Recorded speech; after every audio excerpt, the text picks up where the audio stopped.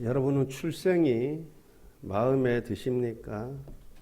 내가 남자로 태어난 것, 내가 여자로 태어난 것, 내가 부잣집에서 태어난 것이 아니라 가난한 집에서 태어난 것, 금수저로 태어난 것이 아니라 흙수저로 태어난 것, 내가 미국이나 유럽이 아닌 내가 대한민국에서 태어난 것, 여러분 어떻게 마음에 드십니까? 마음에 들지 않으십니까?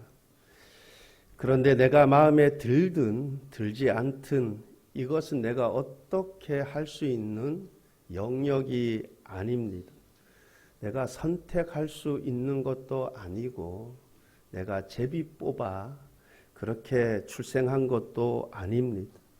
이것은 내가 어떻게 할 수 있는 영역이 아닙니다.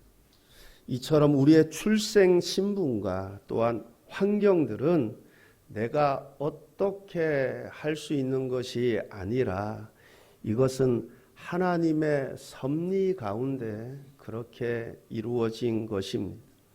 17절 말씀을 보면 오직 주께서 각 사람에게 나눠 주신 대로 하나님이 각 사람을 부르신 그대로 행하라. 내가 모든 교회에서 이와 같이 명하노라. 오직 주께서 각 사람에게 나눠 주신 대로 하나님이 각 사람을 부르신 그대로 행하라.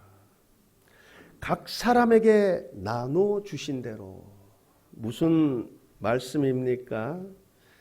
당시 복음의 말씀을 듣고 기독교로 개종한 사람들이 많이 있었습니다. 그런데 그들 가운데 누구는 종으로, 누구는 주인으로, 누구는 아브라함의 후손으로, 누구는 이방인으로 그렇게 출생 신분이나 환경이 다 다릅니다. 하나님께서 그렇게 각 사람에게 나눠 주셨습니다. 나눠 주신 대로.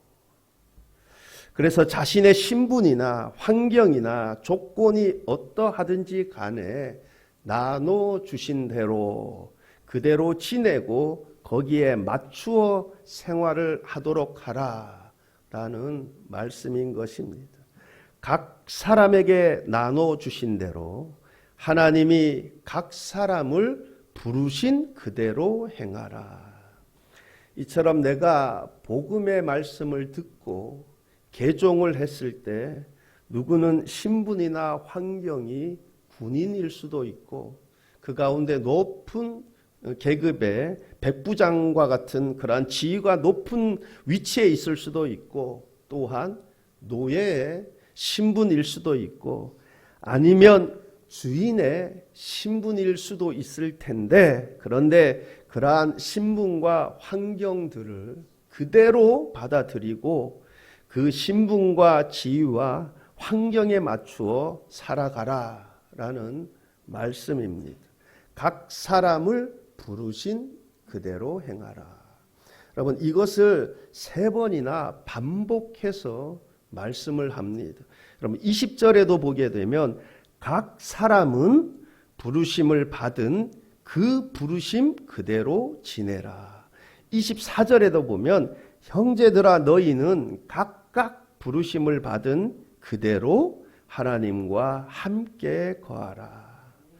사도 바울은 이처럼 부르심을 받은 그 부르심 그대로 지내라라고 말씀을 하고 있습니다. 그러면서 18절에서 특수한 하나의 예를 들어 설명을 하고 있습니다. 18절을 말씀 보게 되면 할례자로서 부르심을 받은 자가 있느냐? 무할례자가 되지 말며 무할례자로 부르심을 받은 자가 있느냐? 할례를 받지 말라. 무슨 말씀입니까?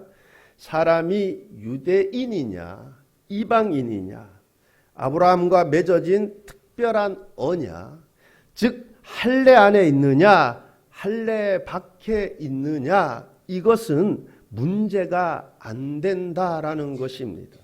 즉 내가 유대인인데 기독교로 개종한 사람은 그 문제로 염려하고 무할례자가 되기를 바랄 필요가 없고, 또 내가 이방인인데 기독교로 개종한 사람을 할례를 받아야 할 의무 아래 있지 않다라는 것입니다. 그 이유에 대해서 사도 바울은 19절에서 이렇게 말씀하고 있습니다. 할례 받는 것도 아무것도 아니요, 할례 받지 아니하는 것도 아무것도 아니로되 오직 하나님의 계명을 지킬 따름이니라. 할례 받는 것도 아무것도 아니요, 할례 받지 아니하는 것도 아무것도 아니로되. 여기서 우리가 알 수 있듯이 내가 하나님의 자녀됨에 대해 인정을 받는 데 있어서, 또는 내가 하나님을 기쁘시게 하는 자라는 인정을 받는 데 있어서 할례를 받거나 할례 받지 않거나 아무 상관이 없습니다. 복음이 강조하고 있는 것은 무엇입니까? 할례를 받고 안 받고가 아니라 오직 하나님의 계명을 지킬 따름이니라. 복음이 강조하는 것은 하나님의 계명을, 하나님의 말씀을 진실하게 순종하는 것에 있음을 말씀하고 있습니다. 오직 하나님의 계명을 지킬 따름이니라.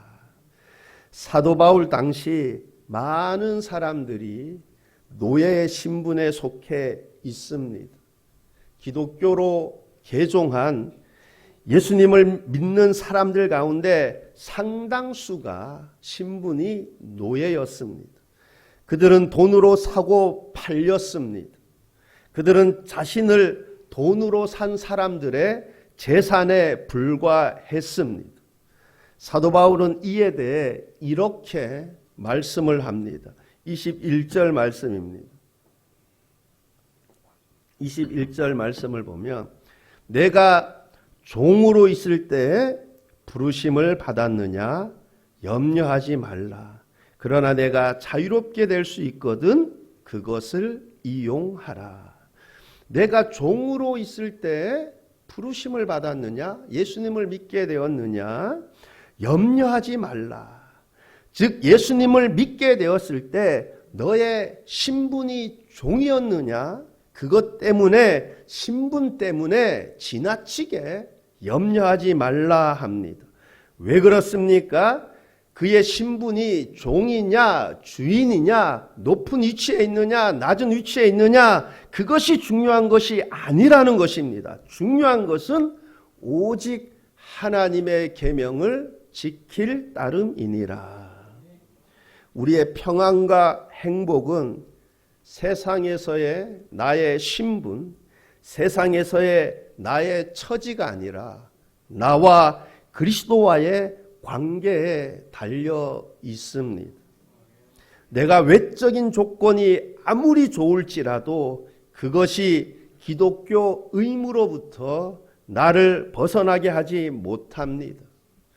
또한 우리의 외적 조건이 아무리 나쁠지라도 그것이 내가 기독교의 특권을 누림에 있어서 우리를 방해하지 못합니다.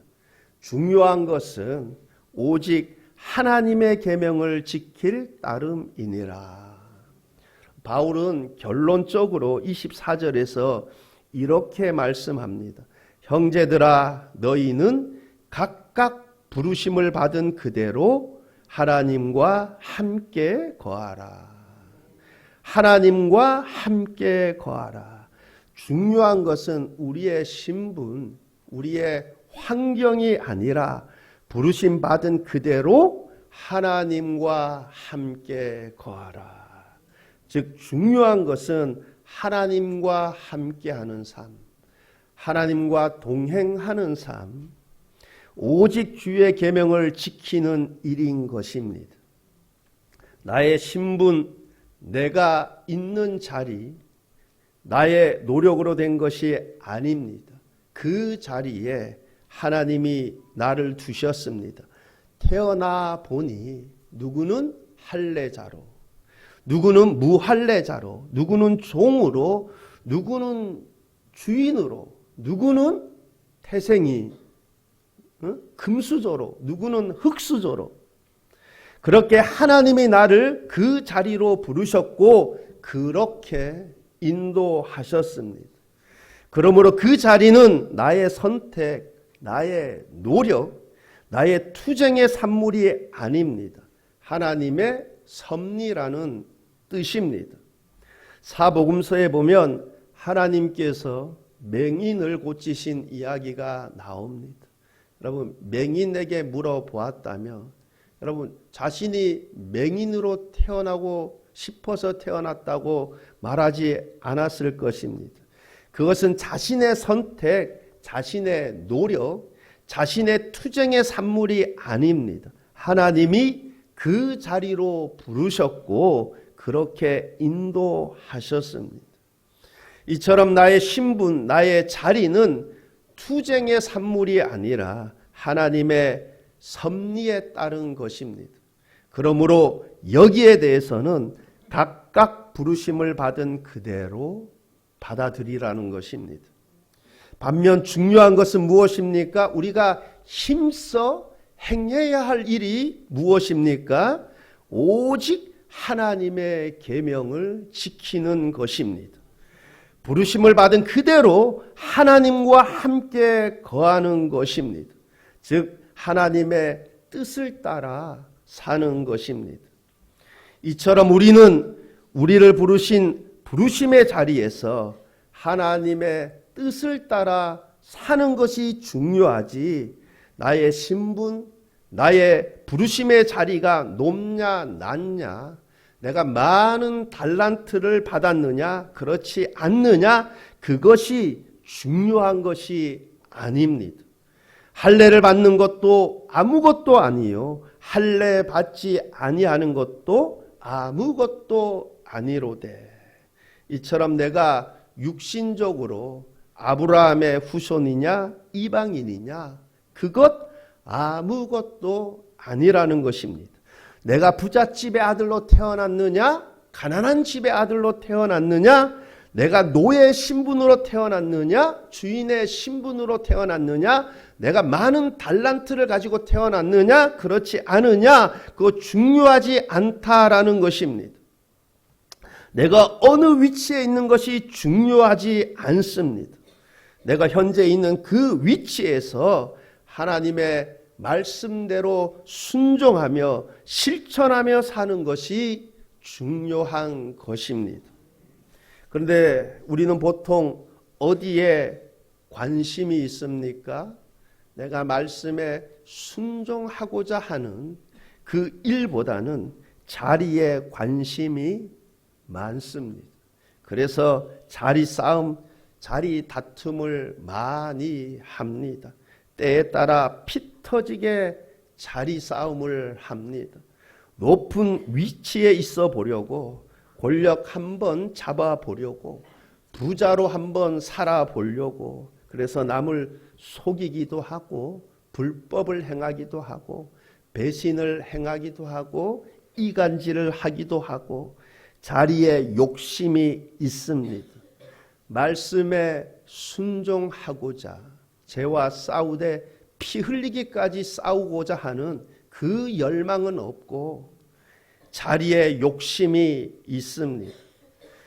이렇듯 우리의 관심이 보통 자리에 있기 때문에 사람의 평가도 자리로 평가하는 경우가 많습니다.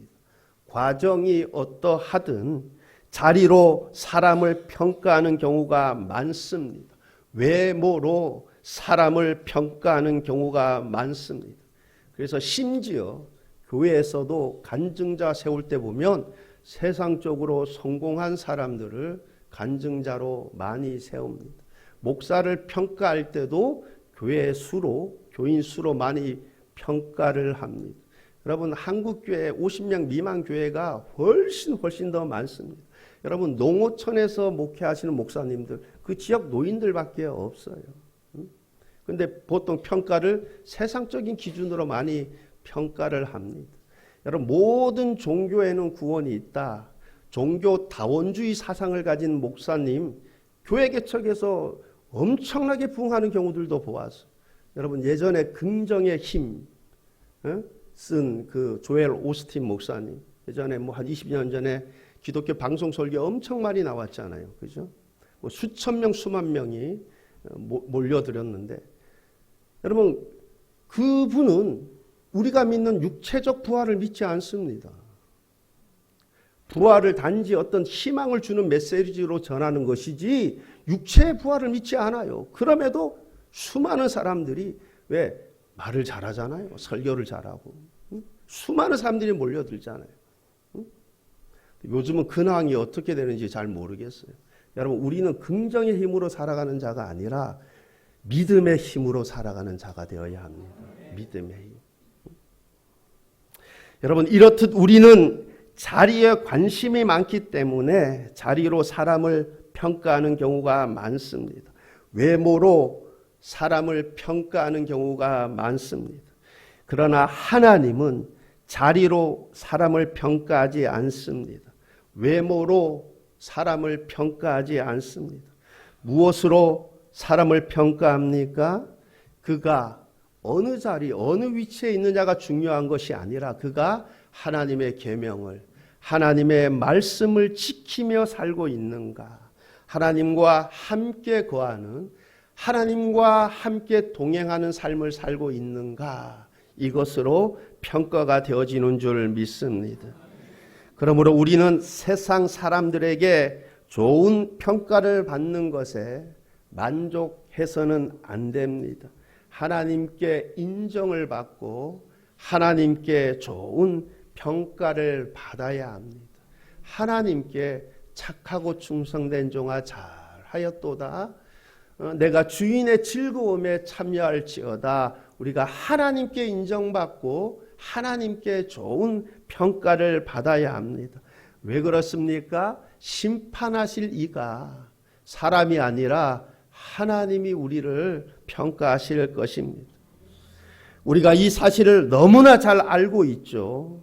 그런데 우리는 진리는 알고 있지만 그렇게 살기는 참으로 어렵습니다. 내 속에서 끊임없이 올라오는 것이 하나님 뜻대로 살고자 하는 것보다 좋은 자리에 대한 욕망입니다. 내가 하나님의 뜻을 안다고 해서 내 안에 있는 자리에 대한 욕망이 사라지는 것이 아닙니다. 그래서 사도 바울은 그러한 자신을 보면서 오라 나는 공고한 자로다 탄식을 하는 것을 보게 됩니다. 그렇습니다. 하나님의 은혜로 거듭난 우리의 영혼은, 하나님의 은혜로 거듭난 우리의 속사람은 하나님의 법을 즐거워하고 하나님의 법대로 살고 싶어 합니다. 그러나 내 마음속에 있는 또 다른 법, 즉 죄의 법이 나를 사로잡아 오는 것을 우리는 보게 됩니다. 우리는 우리 스스로 내 속에서 이글거리는 이 욕망의 늪에서 벗어날 수 없습니다. 우리는 우리 스스로 이 욕망의 늪에서 나를 건져낼 수 없습니다. 그것은 불가능한 일입니다. 그래서 우리는 어떻게 해야 합니까? 하나님 앞에 겸손해야 합니다. 겸손히 하나님 앞에 나아가 하나님의 은혜를 구해야 하는 것입니다. 하나님의 은혜가 나를 지배하도록, 성령이 나를 지배하도록 내가 육신을 따라 사는 것이 아니라 성령을 따라 사는 삶이 되도록 그렇게 인도해 달라고 겸손히 기도해야 하는 것입니다. 예수님께서 기도를 가르쳐 주실 때도 뭐요? 악에서 구해달라고 그렇게 기도하라 하잖아요. 왜냐하면 우리 스스로에게 그 능력이 없는 것입니다. 여러분, 교만은 패망의 선봉이라 했습니다. 교만은 넘어짐의 앞잡이라 했습니다. 베드로가 다른 사람들은 다 주를 버릴지라도 자신은 버리지 않을 것이라고 큰 소리 쳤습니다. 그런데 그 날이 새기 전에 3번이나 주님을 부인했습니다. 이렇게나 나약한 것이 우리 인간입니다. 그러므로 우리는 우리 스스로는 되지 않는다라는 것을 알고 겸손히 하나님을 찾고 하나님을 의지해야 할 것입니다. 은혜를 구하는 것입니다. 성령 충만을 구하는 것입니다. 그래서 하나님의 은혜로 오직 주의 계명을 하나님의 말씀을 지키는 삶이 되시기를 바랍니다. 다시 한번 강조해서 말씀드립니다. 나의 신분, 나의 위치가 어디냐, 내가 무엇을 하며 살고 있느냐, 이것이 중요한 것이 아닙니다. 중요한 것은 무엇입니까?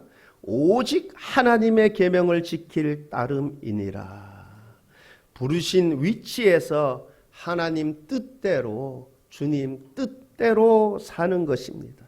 하나님 뜻대로, 주님 뜻대로 사는 거예요. 주님 뜻대로 살기로 했네. 주님 뜻대로 살기로 했네. 주님 뜻대로 살기로 했네. 뒤돌아서지 않겠네. 여러분, 그러면 주님 뜻이 무엇입니까? 하나님의 계명, 주님의 뜻이 무엇입니까? 여러분, 예수님께서 말씀하셨듯이 하나님 사랑, 이웃 사랑입니다.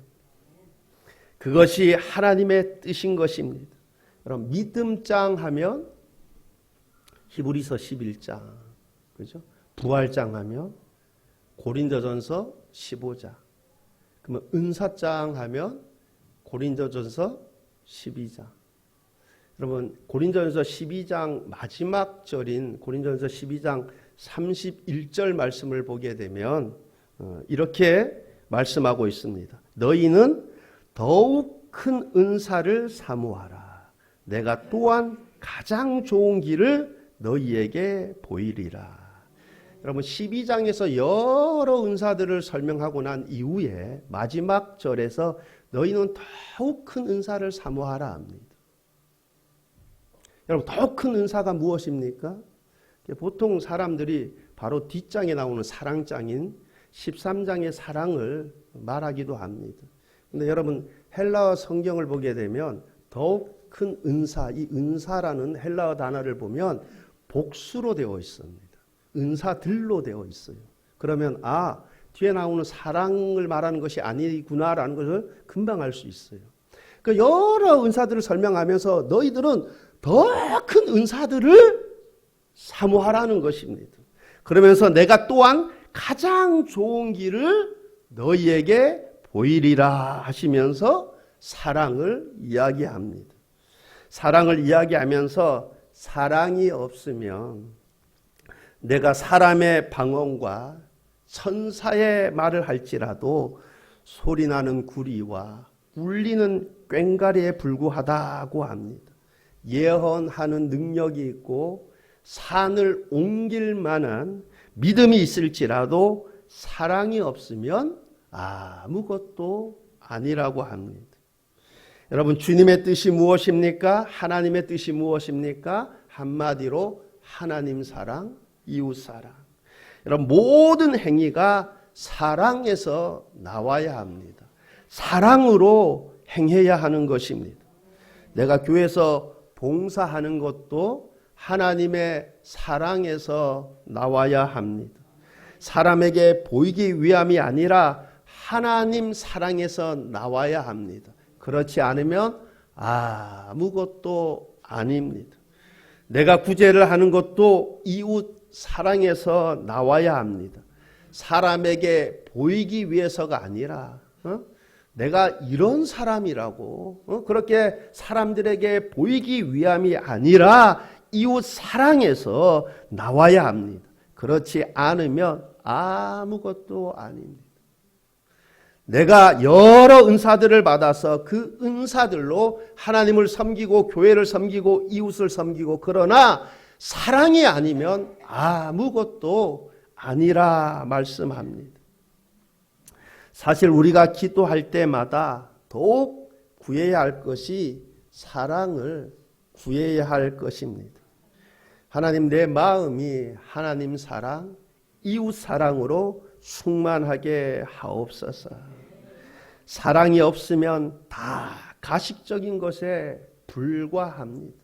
단지 자신의 이익을 위함이지 아무것도 아닙니다. 내가 신분이 뭐냐, 내가 무엇을 하며 사느냐 중요하지 않습니다. 각자 재능에 따라서 누구는 공부를 잘해서 좋은 알아주는 직장에서 직장 생활을 할 수 있지만, 누구는 또 장사하는 재능이 있어서 또 장사를 할 수도 있고, 누구는 사업을 할 수도 있고, 내가 무엇을 하며 사는 것은 중요하지 않습니다. 중요한 것은 내가 어떻게 사느냐, 무엇을 위해 사느냐가 중요한 것입니다. 여러분, 내가 어떻게 살아야 합니까? 주님 뜻대로 살기로 했네. 주님 뜻이 뭐예요? 하나님 사랑, 이웃 사랑이에요. 내가 무엇을 위해 살아야 합니까? 무엇을 하든지 먹든지 마시든지 무엇을 하든지 하나님의 영광을 위해서 하라. 하나님 영광을 위해 사는 것입니다. 혹시 내가 열심히 부지런히 살고 있습니까? 그런데 무엇 때문에, 무엇을 위해 그렇게 열심히 부지런히 삽니까? 나의 욕심 때문에, 나의 명예 때문에?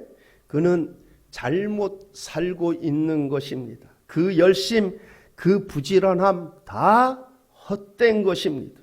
우리는 내가 어떻게 사느냐, 무엇을 위해 사느냐를 항상 염두에 두어야 합니다. 그래야 우리는 마지막 날에 헛되고 헛되며 헛되고 헛되니 모든 것이 헛되도다라고 후회하지 않게 되는 것입니다. 우리가 이 사실을 기억해서 내가 어느 자리, 어느 환경에 있더라도 그 주어진 자리에서 하나님 뜻대로 하나님의 영광을 위해 살아가는 그러한 삶이 다 될 수 있기를 우리 주님의 이름으로 축원합니다. 기도하시겠습니다. 좋으신 하나님 아버지, 우리 주님께서 마지막 때 평가하실 때 내 포지션이 아니라 내 위치, 내 신분이 아니라 내가 주어진 위치 환경에서 어떻게 살았느냐에 따라서 하나님의 평가를 받게 됨을 우리가 기억하고, 하나님, 내가 이 땅 살아가면서 내가 하나님 뜻대로, 우리 주님 뜻대로 살아가는 삶이 되게 하옵소서. 감사드리며 예수님 이름으로 기도하옵나이다. 아멘.